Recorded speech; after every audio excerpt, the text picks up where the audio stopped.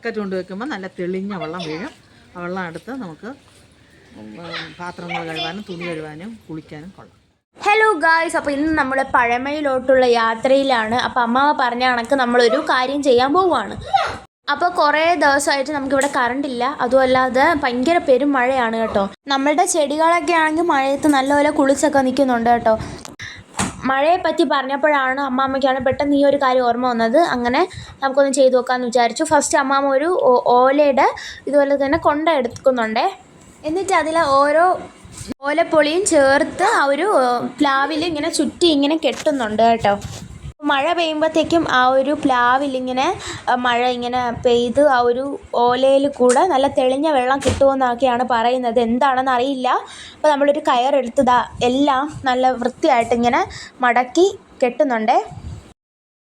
അപ്പോൾ ആദ്യം തന്നെ നമ്മൾ പ്ലാവിലാണ് കെട്ടിയത്. അപ്പോൾ അത് വർക്കൗട്ട് ആവാത്തതുകൊണ്ട് തന്നെ നമ്മൾ ഒരു വേപ്പ് മരത്തിലോട്ട് മാറ്റി.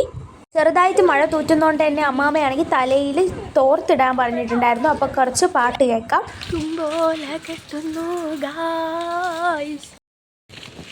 അങ്ങനെ വാവുമായിട്ട് നമ്മൾ തുമ്പോല കെട്ടി.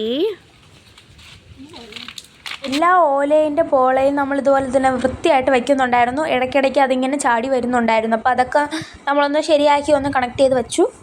ഇതെന്തിനാണ് കെട്ടിയത്? അത് ഓവാണ്. ബക്കറ്റ് കൊണ്ട് വെക്കുമ്പോൾ നല്ല തെളിഞ്ഞ വെള്ളം വീഴും. ആ വെള്ളം എടുത്ത് നമുക്ക് പാത്രങ്ങൾ കഴുകാനും തുണി കഴുകാനും കുളിക്കാനും കൊള്ളാം. അടുത്ത് നമ്മൾ മഴ പെയ്യാൻ വേണ്ടി വെയിറ്റിങ്ങിലാണേ. നമ്മൾ ബക്കറ്റ് എടുത്ത് അവിടെ വയ്ക്കുമ്പോഴത്തേക്ക് നല്ല തെളിഞ്ഞ വെള്ളം വരുമെന്നാണ് പറയുന്നത്. അപ്പോൾ ഇതാ നമ്മൾ ബക്കറ്റും തൂക്കിക്കൊണ്ട് പോവുകയാണ് ഗായ്സ്.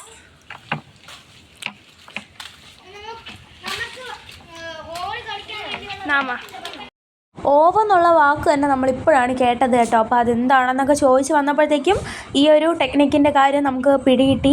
അപ്പോൾ ഞാൻ ഇപ്പോഴാണ് കാണുന്നത്. അപ്പോൾ നിങ്ങൾ എങ്ങനെയാണ്, നിങ്ങൾ ഫസ്റ്റ് എക്സ്പീരിയൻസ് ആണോ അതോ നിങ്ങൾ മുമ്പ് ഇതുപോലെ കണ്ടിട്ടുണ്ടോ എന്നൊക്കെ ഒന്ന് കമൻറ്റ് ചെയ്യണേ. അപ്പോൾ കുറച്ച് കഴിഞ്ഞ് നല്ല ശക്തമായിട്ടുള്ള മഴയായിരുന്നു കേട്ടോ. പിന്നെ അത് വീഡിയോ എടുക്കാനായിട്ട് പറ്റിയില്ല. നമ്മൾ മഴ ആസ്വദിച്ചുകൊണ്ട് നിന്നു. നിങ്ങൾക്കിപ്പോൾ മനസ്സിലാവുമല്ലേ, ഇതാ മഴയൊക്കെ പെയ്തുകൊണ്ടിരിക്കുവാണ്. അപ്പോൾ നമ്മളുടെ വെള്ളം എന്തായെന്ന് നമുക്കിനി അടുത്ത് പോയി നോക്കണം. അപ്പോൾ ഇങ്ങനെ കുറച്ച് കഴിഞ്ഞ് നമ്മൾ നോക്കിയപ്പോഴത്തേക്കും തെളിഞ്ഞ വെള്ളത്തിന് പകരം ഒരു മഞ്ഞ വെള്ളമാണ് കിട്ടിയത് കേട്ടോ. അതെന്ത് പറ്റിയെന്നുള്ളതൊന്നും എനിക്കറിയില്ല കേട്ടോ. അപ്പോൾ അറിയാമെന്നുള്ളവർ കമൻറ്റ് ചെയ്യുക. അപ്പോൾ ഇന്നത്രേ ഉള്ളൂ.